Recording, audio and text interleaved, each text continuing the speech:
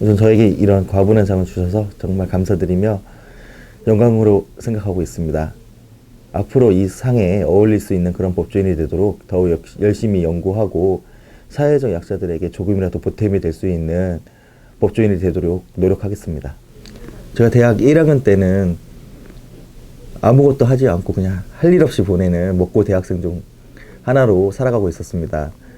그런데 그때 16대 대통령 선거가 있었는데 우연히도 대통령 후보에 나오신 그 두 분이 모두 법조인이었습니다. 그래서 더욱 관심 있게 그분들의 삶을 살펴보게 되었는데 그중 한 분의 삶은 매우 가난한 형편에도 불구하고 자신의 꿈을 위해서 누구보다 치열하게 공부하였고, 그리고 그 꿈을 이룬 다음에도 자신보다 어려운 사회적 약자를 위해서 봉사하는 법조인의 삶을 찾았던 것을 보고 지금 제 자신의 살고 있는 모습을 많이 반성하고 또 또한 그분과 같은 법조인이 되리라고 다짐하였습니다. 그래서 그 법조인의 꿈을 가지게 되었고, 그 꿈을 이루기 위해서 대학 3학년 1학기를 마친 후 휴학을 하고 집에 들어와서 집 앞에 독서실을 다니며 열심히 공부를 해서 그 다음에 1차 시험에 합격하였고, 그 다음해인 그 제48회 사법시험에 최종 합격하게 되었습니다. 저희 법무법인 태유는 설립된 지 오래되지 않은 법인이지만 각 분야에 있어 우수한 변호사님들이 계십니다. 그래서 저희 법무법인 태유는 국회 입법과 관련된 자문 및 그리고 일반적인 가사사건에 대해서 전문적으로 수행을 하고 있습니다. 또한 저는 대한법률구조공단에서 3년 동안 근무한 경험을 바탕으로 그 형사사건 및 일반적인 민사사건을 여러 건 처리하고 있습니다. 한 대학병원에서 임상연구심의위원회의 위원으로 활동하고 있습니다.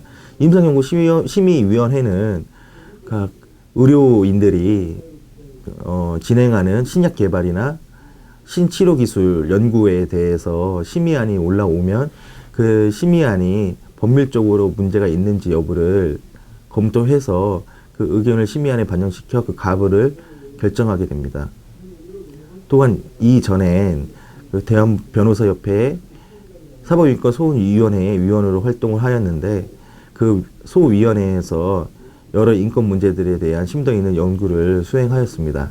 그리고 또 사회적으로 봉사활동하는 점에 대해서 한 가지 말씀드리자면 어느 청소년회관에 그 소속 변호사로 봉사를 하며 어린 학생들의 모의재판 지도와 기본적인 그 법률 지식들에 대한 방학 때마다 그 강의를 하며 그 봉사활동 수행하고 있습니다. 우선 형사사건부터 한 가지 말씀드리겠습니다. 그 70대 노인이 자전거 전용도로에서 자전거를 타고 가다가 자전거 전용도로를 횡단하는 또 70대 할머니를 충격하여 70대 할머니를 식물인간 상태에 만들게 하였다는 이유로 기소를 당해서 재판에 회부된 사건입니다.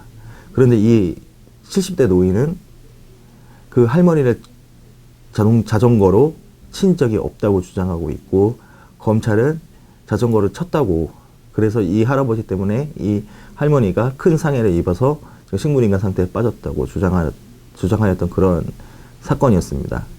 이 사건에서 쟁점이 되었던 것은 과연 이 할아버지가 쳤는지 여부에 관해서 그 사실에 관한 증거가 어느 정도 존재하는지였는데, 정황적으로는 이 할아버지한테 불리한 점, 그리고 이 할아버지가 불리한 행동을 하였던 점은 있지만 그 밖에 자전거의 상태라든지 할머니가 누워있던 위치, 그리고 외상 정도에 비춰서 과연 이 자전거와 충돌 사고가 있었는지에 대해서 의문을 품지 않을 수가 없어서 그런 방향으로 그 1, 2심 변론을 진행하였고, 그 결과 1, 2심 모두 이 할아버지는 무죄를 선고받고 다시 자유의 몸이 되었습니다.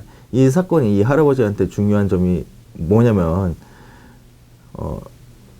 자신의 신변 역시 신변의 문제지만 재산적으로도 만약 이 할아버지가 유죄 판결을 받게 된다면 민사적으로 아주 큰 배상 책임을 질 수 있었기 때문에 이 개인이지만 그 개인에게 있어서는 아주 큰 삶에 영향을 미칠 수 있는 사건이라고 생각해서 소개드렸습니다. 그리고 민사 사건으로서 역시 한 어려운 개인의 소송 경험담을 소개시켜 드리겠는데, 어떤 공사, 그러니까 이 공사 이름은 지금 정확하게 말을 드릴 수가 없습니다.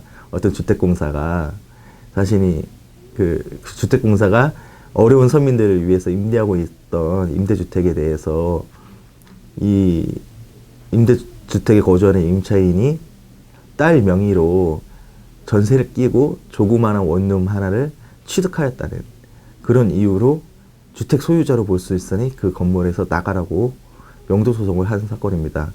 당시 이 의뢰인은 아들과 딸과 함께 그 조그마한 그 공사에서 임대해준 그 아파트에서 20년간 아이를 키워오며 힘들게 살고 있었는데, 조그마한 원룸 하나 취득했다는 이유로 당장 거리로 나와 함께 된 위험에 빠지게 된 것입니다.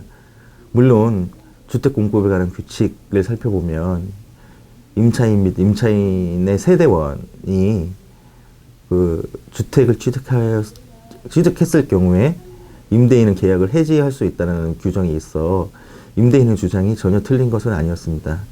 그러나 다행히도 일반적으로 민법에 규정되어 있는 신의칙이나 권리남용까지 가지 않고서 계약서, 그러니까 이 주택공급 계약서에 문제점을 발견해서 그 문제점을 파고들어서 승소를 하게 되었고, 그러니까 그 건물에서 나가지 않게 되었고, 그 임대 기간 역시 연장할 수 있게 되어 그 의뢰인이 그 건물에서 계속 거주를 할 수 있게 되었습니다. 이 사건은 무엇보다도 큰 보람을 느꼈던 그런 사건입니다. FTA로 인해서 법인시장이 개방되면 수많은 해외 유수 로펌들이 국내에 진출할 것으로 생각됩니다.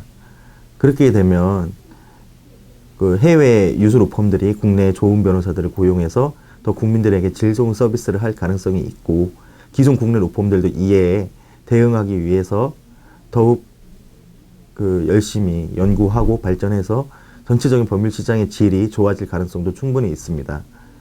그러나 이렇게 법률시장 개방으로 인해서 들어온 해외 유수 로펌들에게 전체적으로 패배를 하게 된다면 국내 많은 자본들이 해외로 유출되는 그런 결과를 낳을 수도 있고, 그리고 국내 법률시장이 해외 로펌들에게 종속되어 그들의 뜻에 맞게 개편될 가능성도 없지 않습니다.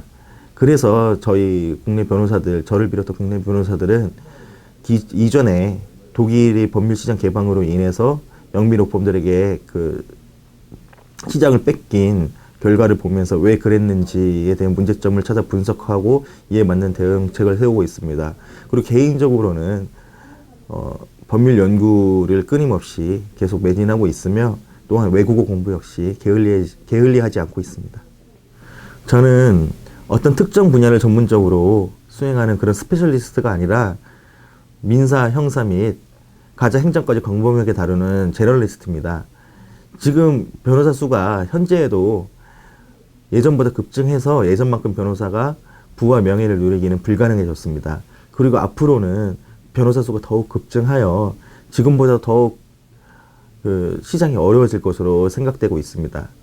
이러한 미래를 대비하기 위한 저만의 방법으로는 특별한 것은 없고, 맡은 사건 하나하나당 최선을 다해서 수행하고, 그리고 의뢰인들께 보다 나은 서비스를 제공하려고 노력하면서 사건 하나하나를 처리하면 이런 태도가 미래에 대한 충분한 대비책이 되지 않을까, 그렇게 생각하고 있습니다.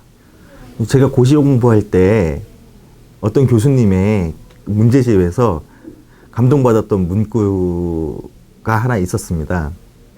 그 문구의 내용은 대법원은 인권 보장의 최후의 보루이며 헌법재판관에게 필요한 것은 지식이나 지혜가 아닌 용기이다 라는 내용의 문구였습니다.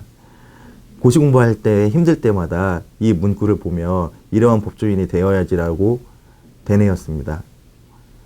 그래서 법조인이 된 지금에도 비록 법관이 아닌 변호사지만 이 문구의 내용처럼 지금 현재 옛날만큼 민주화되지 않은 그런 사회가 아니라고 할지어도 그 국민들이 어떤 국가기관, 권력기관으로부터 인권 침해를 받는 일이 없도록 하는 데 있어 법조인으로서 일조하는 삶을 살고 싶습니다.